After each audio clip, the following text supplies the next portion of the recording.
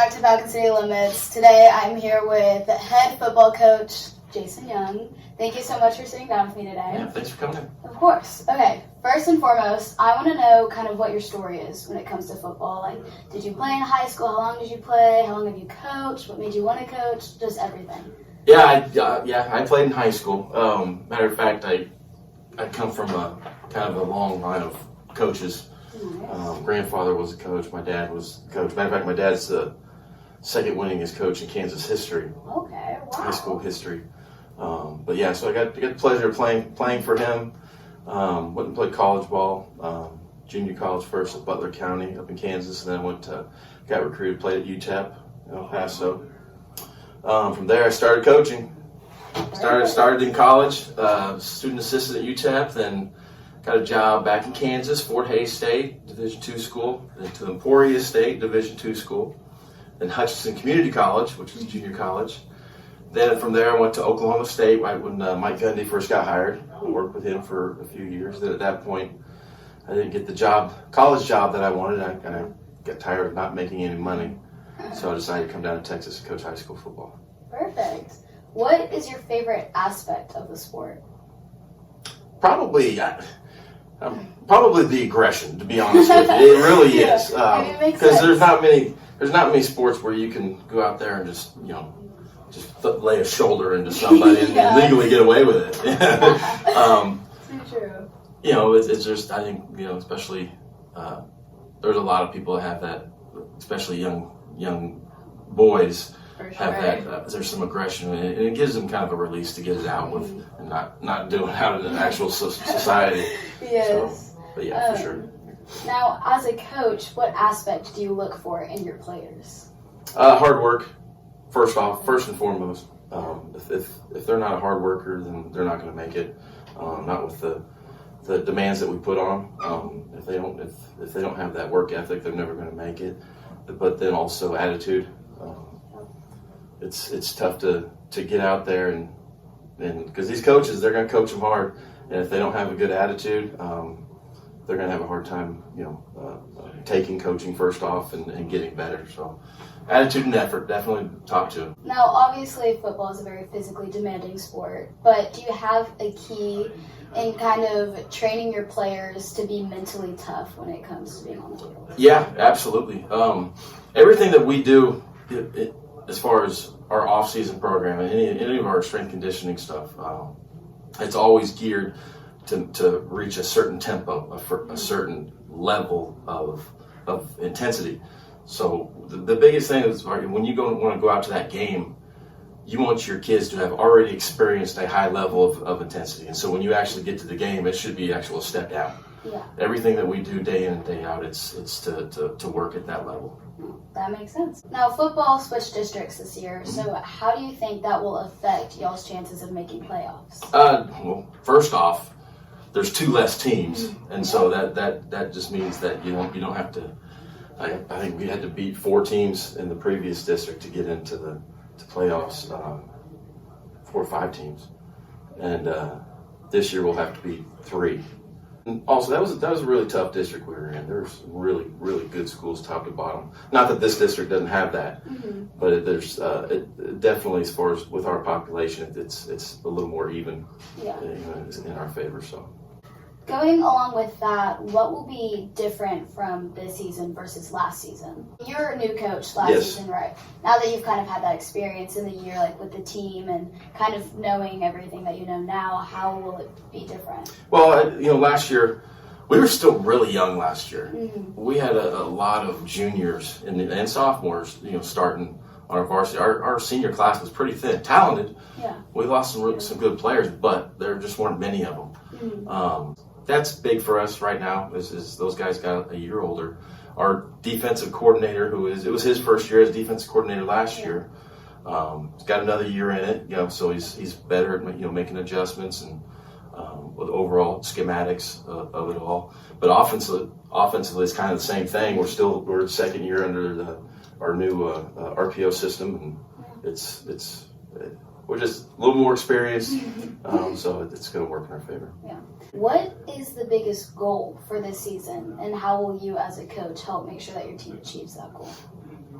I have very lofty goals for this group. I really do. I feel we have a very talented group, and they work well together. They really do, and that's huge. But my goals for these guys, I think we should win every game. To be honest with you, but I don't think there's a team on our schedule that we can't beat. I mean, so obviously we want to make a deep run in the playoffs and all that. But as far as what we need to do to get there is we got to stay constantly on the grind. I mean, there can't be a let up at all. We've got to consistently get better from week 1 to week 2 to week 3, week 4 through all the entire season. Yeah. If we stay stagnant and other teams are getting better, our chances aren't going to be good. Exactly. Now, going along with that, what team are you most excited to play? I get excited for every team. I try not to look forward on the schedule, but when the schedule first came out, honestly, probably Argyle, just because it's close by. Yeah. They're a team that's had a lot of success, and they're very well coached. They do a really good job over there. But that one was when the schedule came out, and I think our kids are excited about playing. We've played them on the sub-varsity level before. Our kids, played them really well. So I think our kids are excited for that one. I'm very excited for that game as well. Okay, now last year you lost some really good kickers, Harley Fuller and Preston Gregg. How was it finding new kickers, and have they stepped up to the plate, or will they step up to the plate? Well, I got to thank Coach Martin, our soccer coach, for that. We got a couple guys that have stepped in, and Luan Lee is taking the kickoffs and PATs, field goals. He's taken that responsibility. Now, he's done it before. He was our kicker freshman year. I think he may have done 1 year JV, but so he's had some experience doing it. Yeah. The other one that's I'm really excited about, Mitchell White, sophomore, came over he's never done it, but he's got a very live leg. The more experience he gets, I think he's gonna be really good. 100%. But yeah, Coach Martin was the man there. Recruiting the soccer team. In. Recruiting the soccer team, baby. For real. He's like, y'all be ready to put your boots on. Time to go. Well, I think also having 2 kickers sign college scholarships. Yeah. Those soccer guys are like, hey, maybe I can do that. Yeah. All right. We'll try that one. Okay, you also lost your 3-star quarterback, Brendan Sorsby, and he was a little bit of a track star on the field. And so how does losing him affect the offensive scheme? Not one bit. Love to hear it. Not one bit, honestly. Cade has stepped in. When Brendan got hurt last year, broke his hand, missed 3 games, Cade stepped in and did really well. He really did. Compared, the team didn't play as well altogether, but his performance was really good in those 3. I had a lot of confidence in him going in. Brendan was one thing he could do really well was run the football, and that's something that we will probably start doing a little more with Cade. Cade can run it. Yeah. We just haven't used him thus far. You can't. It's tough to replace a kid like that, Sorsby. He was a special player, but I have full confidence in Cade. Yeah. Now, what players this season do you think will be like fan favorites, or who should we look out for on the field? Offensively, we got a lot of skill guys that are very dynamic. Nicky Gray, he was our leading receiver returning this year. I believe he's our leading receiver as well. We're trying to get the ball to him as many ways as possible. Keondae Henry, really good outside receiver. Evan Weinberg, all 3 receivers are very, very good dynamic players, and we can throw it up to them at any point. The O-line, they never get any love, but Corbin Burley's a heck of a player also. Well, it's just they don't get their name in the paper as much as those other guys. Yeah. Defensively, probably Eli Koch, great corner, DB, Gigi Uguchukwu, very dynamic defensive lineman. Gavin Coleman. Our defensive line is loaded. Gavin Coleman's a good player, really good player, 2-year starter. KK Redmond. It's another one. He's good, really good, very dynamic. And then Xavier Rodriguez and Riley Griffin at linebacker. Both of those they make a lot of plays out there for sure. So. Yeah, I know that's a bunch of them. It's a bunch. That's a bunch of them. Hey, it's a big team. Yeah. It sucks to have a team so talented. What is your key to having a strong offense? Up front, offensive line. Mm-hmm. If you can't protect, it doesn't matter how many skilled guys you have that can do, whatever. If you can't protect and give the quarterback a chance to get him the ball, but it's not going to do anything for you. And our offensive line is way better than what we were last year. So I feel really good about those guys. Now, on the flip side, what is your key to having a great defense? What do you think I'm going to say? I'm just going to let you take it away. I think I already know. I said the offensive line on offense. Defensive line. I'm telling you, it makes a huge difference. And even the first two games have proven it. Our defensive line is just tearing people up. They can't block them. And good quarterbacks, they have good quarterbacks, good receivers, and they can't protect. So that quarterback's sitting there on his heels trying to just throwing it, with people in his face. Makes it a lot easier on your linebackers and DBs. Yeah. Not to say that those guys aren't doing a great job themselves, but if you have to get dudes up front that can disrupt, you have a chance to be pretty good. 100%.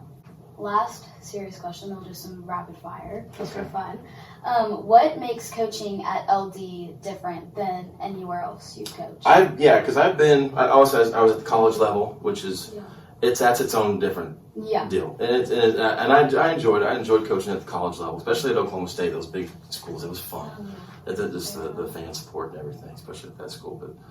But I went down to Westfield, down in Houston, coached there for a few years. Klein Oak, both of them are huge schools. Yeah.